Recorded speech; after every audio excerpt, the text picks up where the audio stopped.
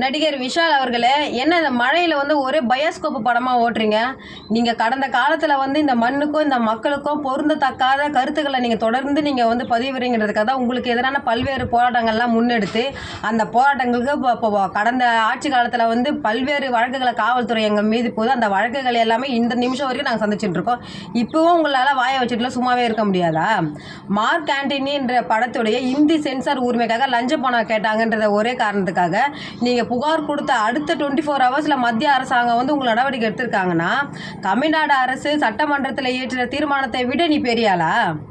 நடிகர் விஷால் அவர்களே, உங்களுக்கு வந்து கை கால் உங்களுக்கு வந்து செயல் இருந்துச்சா? மூளை உங்களுக்கு செயல் இருந்துச்சா? இல்லை உணவுக்கோ மருத்துவத்துக்கும் உங்ககிட்ட பணம் இல்லையா?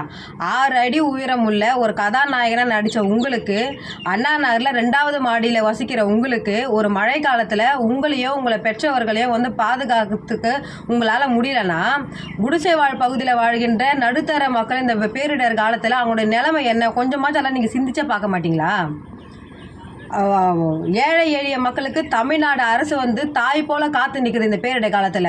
சகோதரர் நடிகர் சூர்யா அவர்களும் கார்த்திக் அவர்களும் மழை வெள்ள காலத்தில் வந்து பாதிக்கப்பட்ட மக்களுக்கு, தமிழக மக்களுக்கு வந்து அவங்களால முடிஞ்ச 10 லட்ச ரூபா நிவாரண நிதி உதவி கொடுத்து அவங்க வந்து உதவி செஞ்சுருக்காங்க. நீங்கள் உதவி செய்யலாம் கூட உபத்திரம் செய்யாமல் வாய முடின்னு சும்மா இருந்தால் போதுமானது.